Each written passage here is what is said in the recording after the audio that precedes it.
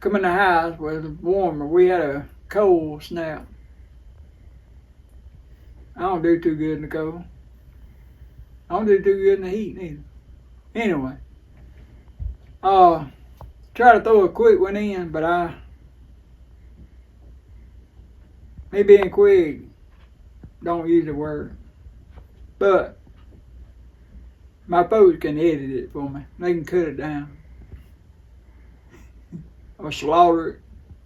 But anyway, I had a back injury, and I'm gonna do a lot on this back injury I had, cause I call hell with it. And I figured that if y'all get a laugh out of it, it'd be worth it. But you know, you go through, you get hurt and all, and then you get sent to the doctor, and they do their little thing, embarrass you, humiliate you, and you know, degrade you. And then they sent me to go get an MRI. I think I got that right. It's that thing that looks like something in a spaceship that you go in there and it zaps you up and tells what's in there. Well, I went up there, and like always, when I had to go get some junk done, they got these beautiful girls in there, just beautiful. That just makes it worse. And then I get up there to this place, big place, and I go in there and I see the girls, and oh boy, here we go. And I gotta get all my clothes off. I mean, if this machine can see through my bones, why can't it see through my clothes? But anyway, of course that was a couple of years ago, so they might have a thing they can do it in the car, you know, where you don't have to go in there. I don't know. But I went in there, and the girls carried me back there, told me I had to get my clothes off. But they didn't probe me or check me or nothing, or humiliate me no more. They didn't even watch me undress. But they give me I look like a freaking Smurf on steroids. They give me some blue suit. I had to take all my clothes off and put them in a locker.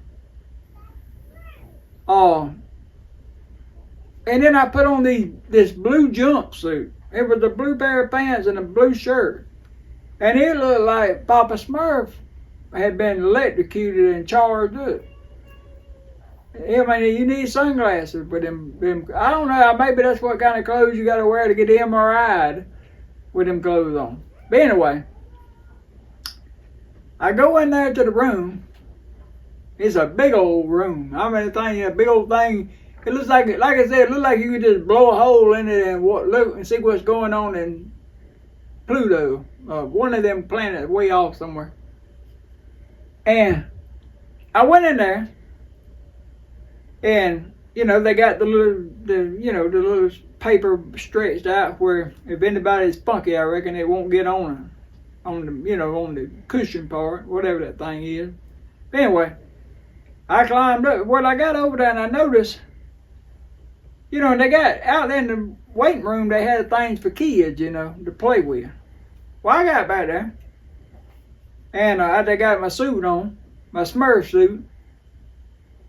I noticed that on the pillow, there was a little bag, and it was like white things with like blue dots and all on them. It looked like good candy.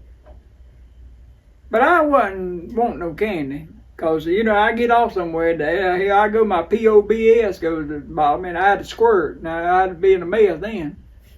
But I decided I wasn't going to eat the candy. So I put it over on the side on the table. Well, a few minutes later, the girl come in there. I'm laid there on the thing. And she said, this thing's probably going to be real loud. And I'm used to loud motors and loud cars and loud motorcycles and loud machines and dozers and everything loud. So I'm about dead, probably. I mean, if I can't hear what I can't hear, so I ain't sure. But I think my hearing ain't all that good. But anyway, I told the girl, pretty little girl, and I told her, I said, because I wanted her to get the candy to somebody else, if they had a young'un in there. And I told her that I got up there on the thing, and when she come in there and everything, I was already on the thing, and I told her that she told me, asked me, was I comfortable? I said, yeah, and everything, and she said, you got everything? I said, yeah. I said, but I didn't eat your candy. I put it over there. And she said, well, what candy? She said, we ain't got no candy in here. I said, yeah. She said, what candy? I said, well, that candy over in that little wrapper, in that bag that I put on that table.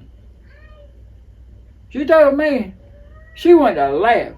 I mean, she got tickled. Everywhere I go, people get tickled. And she just come on unglued. And I said, well, what's so funny about me not eating the candy? She said, this ain't candy, these are earplugs for you, because it's going to be loud. Listen, y'all, I ain't never seen no better tasting looking earplugs than them. I'm used to them yellow ones that you stick in your ear. I ain't never seen no earplugs look like candy. They look like a good piece of candy, like something be good. White with blue and speckles in it. Look, it'd be real fruity and flavorful. But anyway, when you go to get an MRI, that ain't candy. But anyway, I just thought I would. And that really happened. I mean, all my stuff is true. It really happened. They probably remember me up there still. And that's been a couple years ago. But if you like it, just subscribe and share. And I appreciate y'all, and it's Double R signing out. And until next time, y'all figure it out. May the Lord bless.